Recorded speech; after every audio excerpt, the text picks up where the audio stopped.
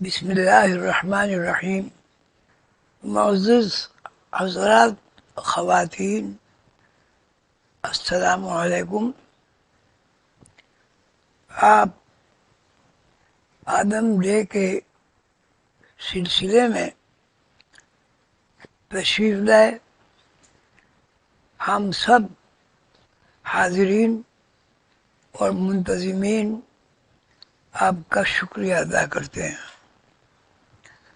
دعا ہے کہ اللہ تعالیٰ آدم و حوا کے رشتے کی مناسبت سے، چونکہ ہم سب بہن بھائی ہیں، رنگ و نسل کا سلسلہ موسم کے اوپر ہے۔ کسی جگہ اگر سورج کی تپش ہے تو وہاں کے باسیوں کا رنگ کالا ہوتا ہے۔ انتہا یہ ہے، لندن، مانچسٹر، کینیڈا، امریکہ، روس اور متحدہ عرب امارات میں جہاں آدم ڈے منایا جاتا ہے اور ہر نسل اور ہر مذہب کے لوگ شریک ہوتے ہیں، وہاں بھی موسمیات کی تبدیلی ہمیں نظر آتی ہے۔ بہت محترم دوستو، میں آپ کا بھائی ہوں۔ میرے پہلے والد حضرت آدم ہیں، میری پہلی ماں اماں حوا ہیں۔ میرے دو بھائی ہیں جن کو آسمانی کتابیں ہائی لائٹ کرتی ہیں، حابیل اور قابیل۔ حابیل اور قابیل نے جو کچھ کیا وہ سب جانتے ہیں، یہ ان کا فعل ہے، لیکن یہ بات ہم سب کو، پوری دنیا کو، عیسائی کو، یہودی کو، مسلمان کو، یا جو بھی جس مذہب کا آدمی ہے، اس کو یاد کرنی چاہیے کہ ہم سب ایک باپ آدم اور ایک اماں حوا کی اولاد ہیں۔ کیا کوئی آدمی یا کوئی اور مخلوق اس سے انکار کر سکتی ہے؟ انکار کرنے سے ساری دنیا کی تاریخ اجڑ جائے گی۔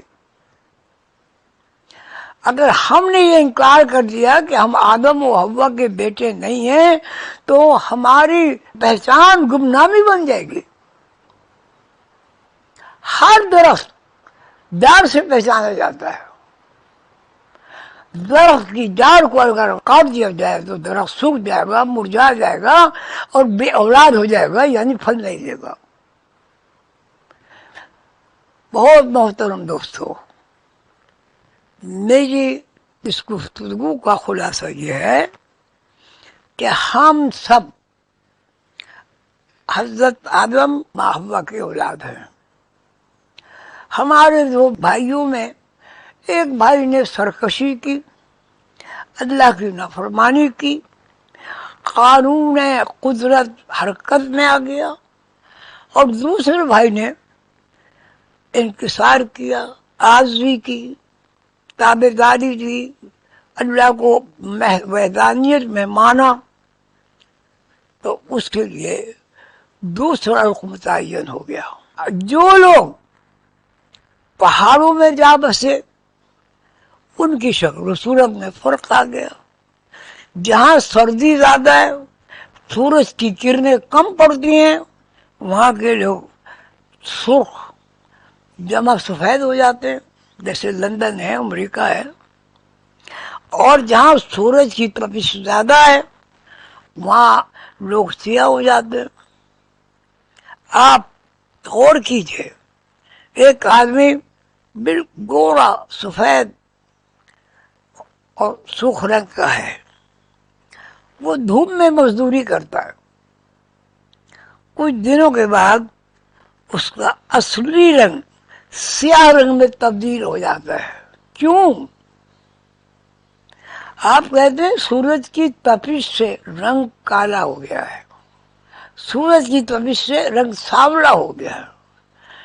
ایسا نہیں ہے بھائی، موسمیات کا جب ہم غور و فکر کرتے ہیں تو اگر کوئی علاقہ ایسا ہے جہاں سیاہ رنگ زیادہ ہے تو بارش وہاں بھی برستی ہے، ٹھنڈ وہاں بھی ہوتی ہے، لیکن ٹھنڈ کا ٹمپریچر کم ہوتا ہے اور گرمی کا ٹمپریچر زیادہ ہوتا ہے۔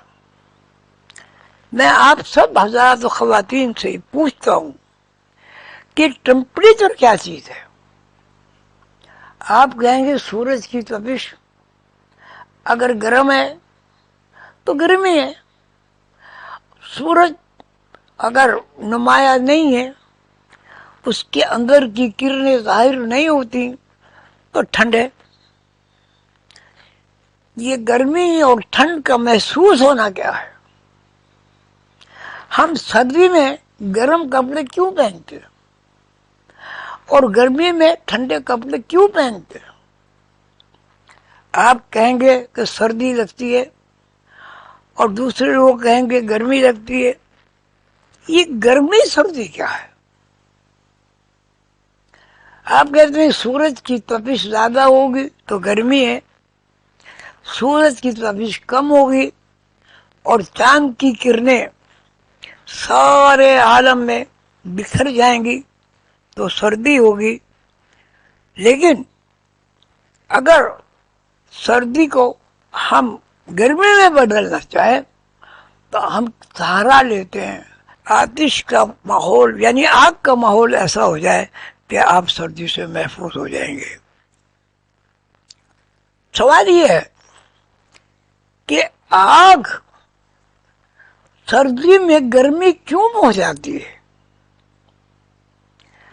اور گرم موسم میں ٹھنڈ کیسے پہنچاتی ہے؟ وہ کون سی ہستی ہے، کون سی شے ہے، کون سی ایجنسی ہے جو گرمی اور سردی کو محسوس کرتی ہے؟ لیکن ہمارے اوپر ایک وقت ایسا بھی آتا ہے کہ ہم مر جاتے ہیں، اب ہمارے سامنے ڈیڈ باڈی پڑی ہوئی ہے، اسے گرمی سردی کیوں نہیں لگتی؟ میں تمام اپنے دانشور بھائیوں سے، سائنسدانوں سے یہ سوال کرنے کے لیے پابند ہوں کہ مردہ آدمی کو یہ کپڑے پہننے کے بعد سردی کیوں نہیں لگتی؟ آگ کی تپش جو ہے وہ ایک طاقت ہے آگ کی، اس میں گرمی کیوں لگتی ہے، برف میں سردی کیوں لگتی ہے؟ تو اس کا مطلب یہ ہوا کہ گرمی ہو یا سردی، موسم خوشگوار ہو یا ناگوار، گرم لوہیں ہو یا برف باری ہو، یہ سب اللہ کی بنائی ہوئی مخلوق ہیں اور ہمیں متاثر کرتی ہیں۔ ہم مجبور ہیں کہ سردی کے لیے گرمی تلاش کریں اور گرمی کے لیے سرد موسم کا انتظام کریں۔ ہم پیدا ہوتے ہیں تو سوال یہ ہے کہ پیدائش جو ہے وہ کہاں سے ہوتی ہے، کہاں سے ہم آ رہے ہیں؟ میں لندن میں حاضر ہوا تھا تو وہاں میرے پاس بہت سارے حضرات تشریف لائے، اس میں انگریز بھی تھے، ہندو بھی تھے، مسلمان بھی تھے۔ میں نے سوال کیا کہ جب پیدائش سے پہلے ہمارا وجود زمین پر نہیں تھا تو زمین پر وجود کہاں سے ظاہر ہوا؟ سائنس کہتی ہے نیچر ہے، تو نیچر کا بھی تو کوئی بنیاد ہوگی، کوئی اصول ہوگا، کوئی قاعدہ ہوگا، کوئی قانون ہوگا۔ نیچر ہے کیا؟ سردی بھی نیچر ہے، گرمی بھی نیچر ہے، بھوک لگنا بھی نیچر ہے اور بھاگنا دوڑنا بھی نیچر ہے، پیدا ہونا بھی نیچر ہے۔ اور مرنا بھی نیچر ہے. ہم سب ایک مردہ جسم کو، ڈیڈ باڈی کو زمین میں رکھتے ہیں. کوئی قبر بنا دیتا ہے، کوئی تابوت بنا دیتا ہے، کوئی جلا دیتا ہے تو راکھ بن جاتی ہے، وہ بھی زمین مٹی ہے. سوال یہ ہے جب ہم قبر کھودتے ہیں تو ہمیں ڈیڈ باڈی کیوں نہیں ملتی؟ کیا ہم قبر میں مٹی کے ذرات میں ڈیڈ باڈی کو تلاش کر سکتے ہیں؟ کیا ہم ڈیڈ باڈی کو جب مٹی بن جائے اس کی تصویر بنا کر اس کے اندر زندگی دوڑا سکتے ہیں؟ آپ سب کو جواب یہ ہوگا ابھی نہیں. کیوں نہیں؟ کہ ابھی سائنس نے تلاش نہیں کیا. تو سائنس کب تلاش کرے گی؟ لاکھوں سال ہو گئے ہیں. ہمیں سوچنا پڑے گا کہ ہماری فزیکل باڈی گھٹتی بڑھتی کیوں ہے. ہم کہتے ہیں توانائی ہمیں گھٹاتی ہے، بڑھاتی ہے، بوڑھا کرتی ہے، جوان کرتی ہے، طاقتور کرتی ہے، پہلوان بناتی، لیکن ڈیڈ باڈی کیوں ہوتی ہے؟ اور ڈیڈ باڈی زمین کے ذرات میں تبدیل کیوں ہو جاتی ہے؟ کیا نیچر زمین کی حرکت ہے؟ کیا نیچر کسی سائنسداں کی بنائی ہوئی کوئی شناخت ہے، ترقی ہے؟ اس کے بعد آپ دیکھیے آدمی کا بچہ پیدا ہوتا ہے، ایک دن کا بچہ ہوتا ہے، لیکن جب وہ دوسرے دن کا ہوتا ہے تو دوسرا دن غائب ہو جاتا ہے. آپ کہیں گے کہ اس کی حیث بدل گئی، جسم بدل گیا، ہاتھ پیر بڑے ہو گئے. پھر سوال یہ کہ کون بڑے کر رہا ہے، کون چھوٹے کر رہا ہے، کون جوان کر رہا ہے؟ نیچر. نیچر کیا چیز ہے؟ اگر نیچر کوئی چیز ہے، میں بھی تسلیم کرتا ہوں کہ نیچر ہے. اگر نیچر ہی سب کچھ کر رہی ہے تو نیچر بنائی کس نے؟ کون ہے جس نے نیچر بنائی ہے؟ اور اس نیچر میں کہیں شیر بن جاتا ہے بھائی، کہیں اونٹ بن جاتا ہے، کہیں پہاڑ بن جاتا ہے، کہیں پانی برف بن جاتا ہے، کہیں پانی گرم دریا بن جاتا ہے. تو بہت محترم دوستو، عزیزو، میں اس تمام باتوں کا خلاصہ آپ کے سامنے پیش کرتا ہوں. ہرگز میرا مطلب سائنس کی ناقدری نہیں ہے. میں تو خود چاہتا ہوں کہ ساری دنیا سائنس سے واقفیت حاصل کرے. اس کو پتہ چلے گا کہ یہاں پہاڑ، زمین، لوہا، ہر قسم کے جانور، پرندے، درندے، چرندے، آدمی، سب نیچر کے تابع ہیں. میرا سوال تمام آپ حضرات و خواتین سے یہ ہے کہ نیچر کیا ہے؟ نیچر کو آسمانی کتابوں نے فطرت کہا ہے. اب انگریزی میں آپ نے فطرت کو نیچر کہہ دیا. سوال یہ ہے کہ ہمارے سامنے دنیا کا نقشہ یہ ہے کہ دنیا میں جب بھی کوئی چیز نمودار ہوتی ہے تو وہ پیدا ہوتی ہے. جب بھی کوئی شے نمودار ہوتی ہے وہ ڈائی سے نکلی ہوئی ایک گڑیا ہے، ایک گڈا ہے، ایک جسم ہے. نیچر اگر فطرت ہے تو بالکل سائنس کا یہ بہت بڑا اعجاز ہے، کمال ہے. میں تو بھائی نیچر کو یہ کہتا ہوں کہ اگر نیچر کو سمجھنے کے لیے ہم آسمانی کتابوں میں غور کریں، انجیل میں غور کریں، بائبل میں غور کریں، تورات میں غور کریں، زبور میں غور کریں، قرآن کریم آخری کتاب میں غور کریں، تو وہاں اس کے فارمولے مل جائیں گے کہ نیچر کیا ہے، نیچر کو کس نے بنایا. اب یہاں سائنس خاموش ہے. لیکن اب سائنس اس مقام پر پہنچ گئی ہے. کس نے پہنچایا؟ جس نے نیچر بنائی. نیچر کس نے بنائی؟ آسمانی کتابیں پڑھیے، انجیل پڑھیے، تورات پڑھیے، قرآن پڑھیے. ہر آسمانی کتاب تخلیقی فارمولے کی کتاب ہے. آپ ان کتابوں کو شعور کے بجائے لاشعور سے پڑھیے. سائنسداں مبارکباد کے مستحق ہیں، قابل تعریف ہیں.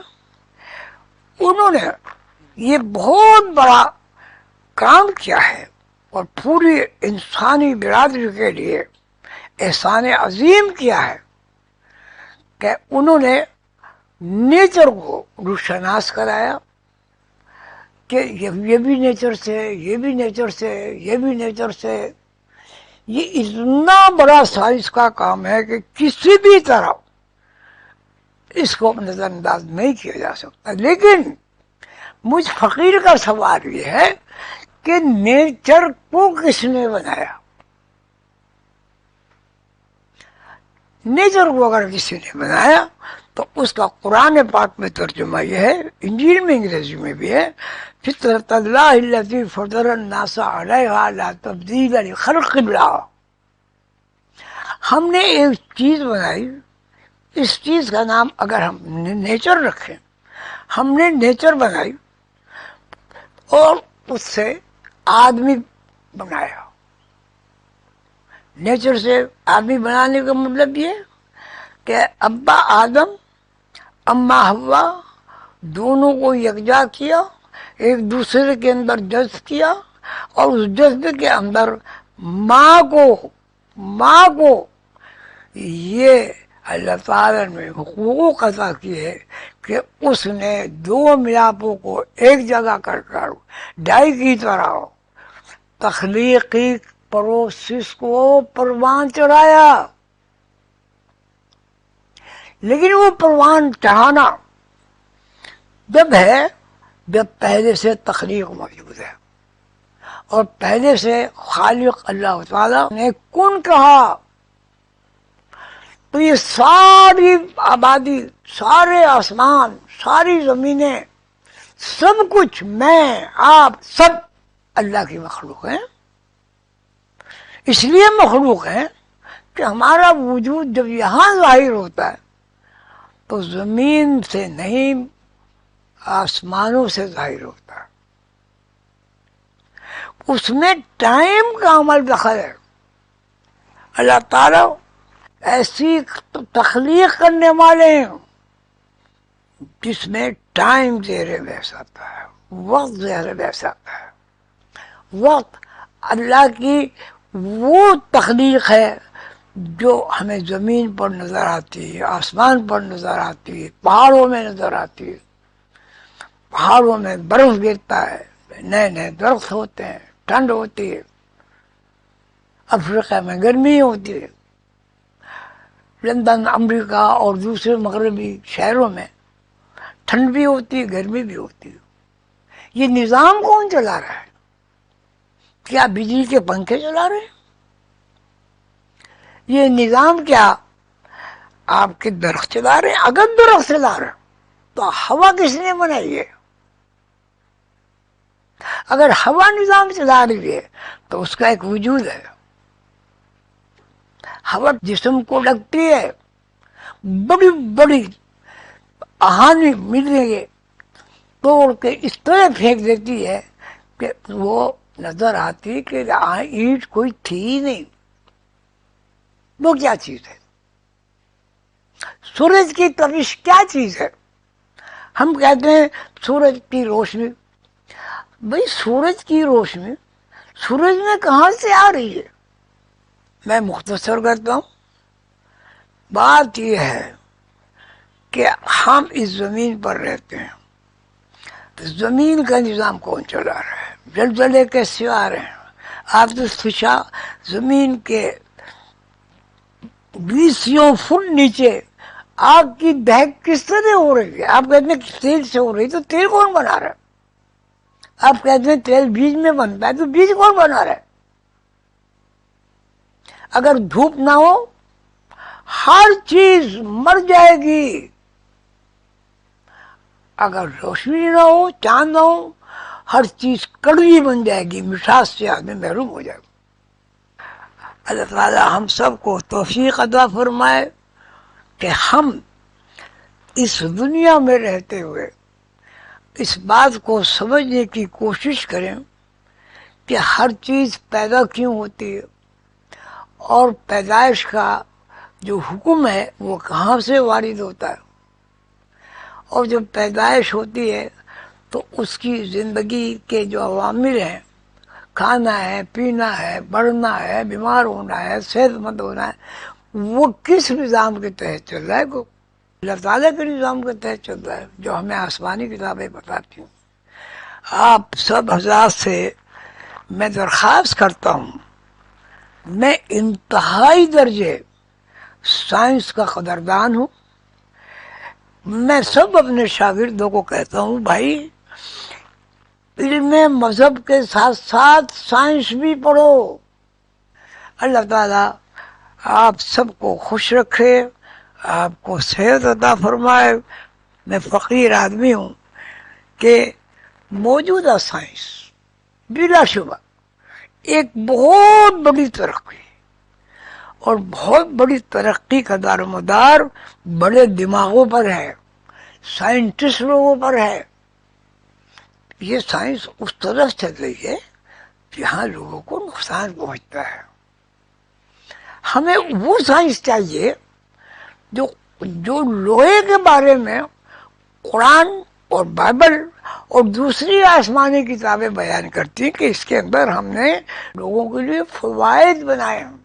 آپ پل بنائیں، آپ ریلوے لائن بنائیں، آپ جہاز بنائیں، تو آپ تباہی بربادی کی طرف کیوں جاتے ہیں؟ میری دعا ہے اور آپ سب دوستوں سے خاص ہے کہ اب دنیا بہت خطرے میں ہے، بہت پریشان ہے۔ اللہ کے لیے، گاڈ کے لیے آپ اپنی سائنس کا رخ، اس ترقی کا رخ تباہی اور بربادی کے علاوہ تعمیر کی طرف موڑ دیں۔ میں نے کا وقت لیا، آپ یہاں تشریف لائے، میں بہت خوش ہوں۔ میں خود حاضر ہوتا، میں صبح آپ سب سے ملتا، آپ سب سے باتیں کرتا، آپ سب سے مصافحہ کرتا، وہ نہیں ہو سکا۔ آپ سب سے دعا کی درخواست ہے کہ انشاءاللہ اگر اگلے سال میں زندہ رہا ملاقات کا خواہش مند ہوں۔ آپ کی دعائیں میرے ساتھ ہیں۔ تمام حاضرین کو، وہ کسی بھی مذہب سے، کسی بھی قوم سے، کسی بھی رنگ سے، کسی بھی نسل سے تعلق رکھتے ہوں، سب میرے بھائی، بڑے بزرگ، ہمارے دادا، جد امجد دادا حضرت آدم کی اولاد ہیں، ہماری اماں حضرت حوا ہیں۔ تو بھائی ہم سب لوگ جو بھی مذہب رکھتے ہیں، سب لوگ آدم و حوا کی اولاد ہیں، ہم سب بہن بھائی ہیں۔ پیغمبروں نے جن تعلیمات کا پرچار کیا ہے اسے ہمیں قبول کرنا چاہیے۔ دنیا میں امن، آشتی، ہمدردی، محبت کے ماحول پیدا کرنا چاہیے، اس لیے کہ ہم سب بھائی بھائی ہیں، اس لیے ہم سب دادا ہیں، اس لیے کہ ہم سب نانا ہیں۔ اللہ تعالیٰ آپ سب کو خوش رکھے۔ آپ سے بہت دعا کی درخواست ہے، کوشش کیجیے کہ آپ اس لیکچر کو زیادہ سے زیادہ لوگوں تک پہنچائیں، اور سائنس کی ترقی میں اللہ تعالیٰ ایسے ہمیں ذہن عطا فرمائیں، ہم وہ چیزیں تخلیق کریں، وہ چیزیں بنائیں جو آدم و حوا کی اولاد، شیر کی اولاد، ہاتھیوں کی اولاد جتنی مخلوقات ہیں سب کو ان کی اولاد کو آشتی امن اور خوشی نصیب ہو. آمین یا رب العالمین.